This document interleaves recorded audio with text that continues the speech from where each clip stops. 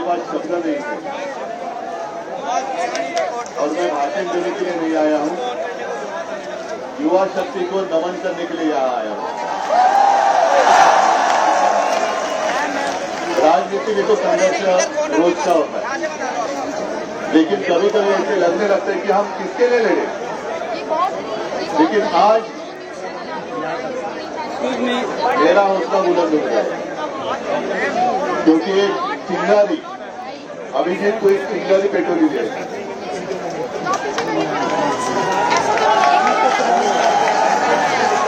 और ये चिंगारी ऐसे बोलने वाली नहीं है, हम नहीं बोलने देंगे।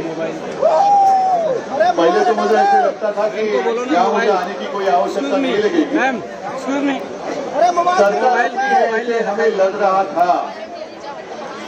मोबाइल ले रखा है मैंने सामने से ना, अभी ठीक है। लेकिन शायद आजादी के बाद पहली बार हम देख रहे हैं, अनुभव कर रहे हैं कि ऐसी सरकार जो अपने भविष्य पर लाठियां चलाती है। आप सिर्फ युवा नहीं हो, आप इस देश का भविष्य हो। और मैं धन्यवाद देना चाहता हूं उस महानुभव को जिसने ये चिंगारी, जो मुझे लग रहा था कि बुझ गई है, वो जलाई। कौन है महानुभव? सोनम सर बाद में आए। पहले जिसने पहले आपको कॉकरोच कहा। ये देश कोई कॉकरोच का देश नहीं है, ये देश कॉकरोच ने नहीं बनाया है। अगर उन दिनों में आजादी के पहले जो हमारे युवा थे, आप ही के उम्र के थे, जिसे हम अभिमान से क्रांतिकारी कहते हैं, जिन्होंने शहादत नहीं दी होती तो आज हमें आजादी देखने के लिए नहीं मिलती। कुछ लोग ऐसे भी थे जो अंग्रेज थे, वो उनको आतंकवादी मानते थे। और अब मुझे यही लगने लगा है कि जो भी आपको आतंकवादी मानता है कि या वो विदेश से आए हैं क्या। आतंकवादी कौन कहता है आपको पता है। और आप आज अनुभव कर रहे हैं कि इतनी बेरहमी से ये सरकार आपके साथ पेश आ रही है। कल जिस तरीके से उन्होंने आपको पीटा,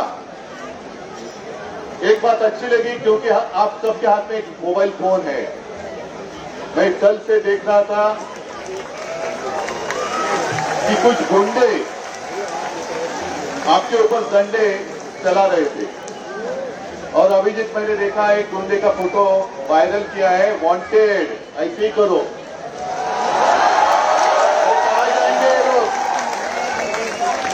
आज शायद कुर्सी पे बैठे हैं, लेकिन कुर्सी में कल आप में से कोई बैठने वाले, आप में से बहुत सारे लोग बैठने वाले, तब देख लेंगे। इनको शायद ये पता नहीं है कि आने वाला पल जाता है, लेकिन आने वाला कल मेरे सामने खड़ा है, तब हम देख लेंगे। और मैं सबको धन्यवाद देता हूँ। अभिजीत, तुला खास करून धन्यवाद देतो कि तू पुढाकार घेतला। ये कोई आसान बात नहीं थी। अभिजीत तो अपनी शिक्षा में व्यस्त था, वहां यूएस में था, क्या जरूरत थी उसको यहाँ आने के लिए। लेकिन उसको देखा नहीं गया, कहा नहीं गया कि मेरे ही देश में मेरे साथियों के ऊपर अन्याय हो रहा है। कितने सारे बच्चों ने खुदकुशी की है। मुझे लगता है यहाँ उसकी फोटो लगाई है। वो एक गाना है ना, वो हमेशा याद रखो, जरा याद करो कुर्बानी। वो आजादी के लिए लड़े थे हमारे जवान, जो सरहद पर खड़े रहते। लेकिन ये मेरे देश में, आजाद देश में बच्चे पेपर लीक के कारण खुदकुशी कर रहे हैं, उसको याद रखना पड़ेगा। ठीक है, चुनाव के लिए 2-3 साल रहेंगे, होने दो।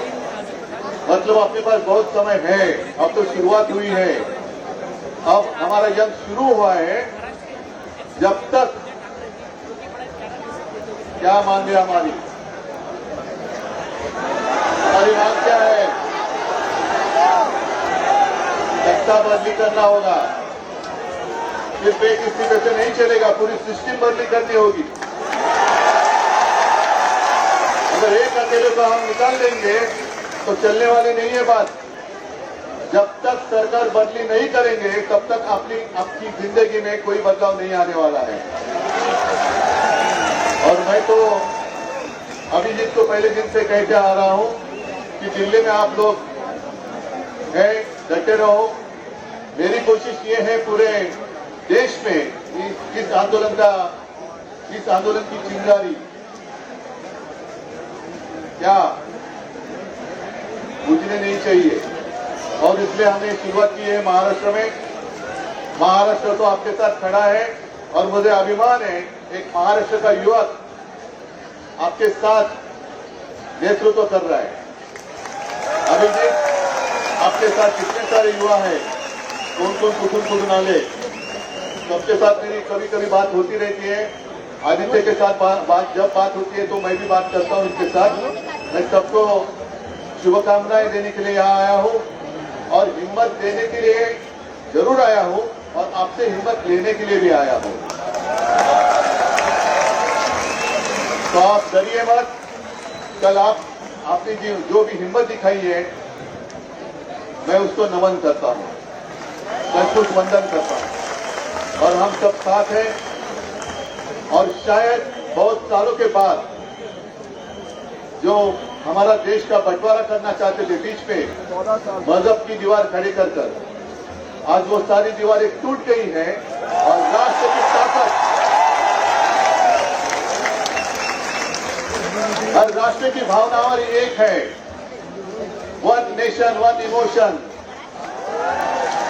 सबकी भावना एक है और उस भावना के साथ हम आपके साथ हैं, रहेंगे और अंत तक लड़ेंगे।